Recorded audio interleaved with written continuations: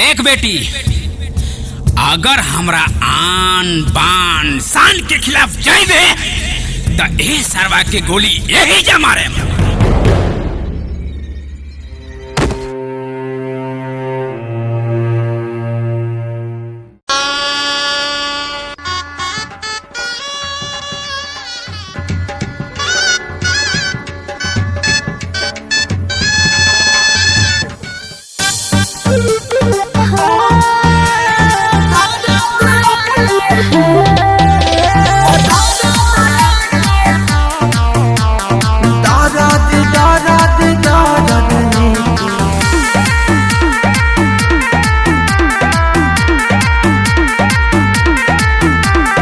दोसरा से शादी अब हो खता हमार हो, याद आवे गिफ्ट दिहल तो हर बार बार हो।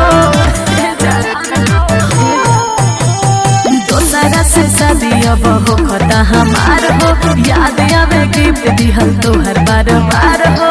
कहे मजबूर तबे हो गइल कुड़ी अपन फाटल करे जले के सीहे।